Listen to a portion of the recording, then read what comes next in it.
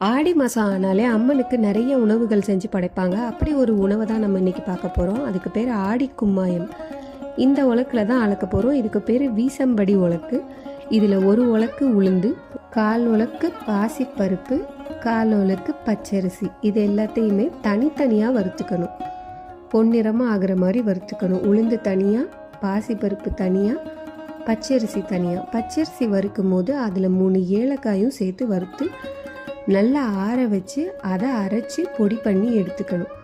பொடி பண்ணதை சலித்து எடுத்து கிண்டினா தான் கும்மாயம் நல்லா வரும். அதனால் நல்லா சலித்து எடுத்துக்கணும். சலித்து எடுத்துக்கிட்ட பொடியில் 1 கப்பு நம்ம இப்போ எடுத்து செய்ய போகிறோம்.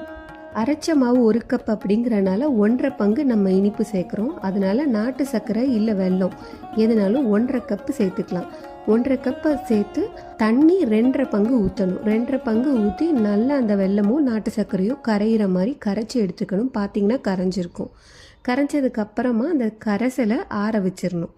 ஆற வச்சதுக்கப்புறமா நம்ம அரைச்சி எடுத்து வச்ச மாவில் இந்த கரைசலை கொஞ்சம் கொஞ்சமாக ஊற்றி நல்லா கிளறி விடணும். அடுப்பு பற்ற வச்சுருக்கக்கூடாது. வெறும் பாத்திரத்தில் வச்சு கரைசலை கொஞ்சம் கொஞ்சமாக ஊற்றி கட்டி இல்லாமல் நல்லா கிண்டி எடுத்ததுக்கப்புறமா மொத்த சர்க்கரை பாகையும் அதில் ஊற்றிட்டு அதுக்கப்புறமா கடைசியில் அடுப்பை பற்ற வைக்கணும். அடுப்பை பற்ற வச்சு கரண்டியில் கிண்டிக்கிட்டே இருங்க. கிண்டிக்கிட்டே இருக்கும்போது அது உங்களுக்கு நல்ல ஒரு அல்வா பதம்ன்றதை விட களி மாதிரி நல்லா கட்டியாக திரண்டுட்டு வரும். அந்த ஸ்டேஜில் நம்ம கொஞ்சம் கொஞ்சமாக நெய் சேர்க்கணும். நெய் சேர்த்து கிண்டிகிட்டே இருந்தோன்னா ஒரு கட்டத்தில் நெய் ஒட்டாமல் ஒரு மாதிரி வெளியில் தள்ளும். அதுதான் கரெக்டான பக்குவம். அதோட நம்ம ஆடி கும்மாயம் ரெடி. சங்க இலக்கிய நூலான பெரும்பானாற்று படையில் முல்லை நில மக்கள் கும்மாயம்னு ஒரு உணவை சமைச்சு உண்டிருக்காங்க. சுவையான உணவோடு சேர்த்து சுவாரஸ்யமான ஒரு தகவல். அவ்வளவுதான். நன்றி.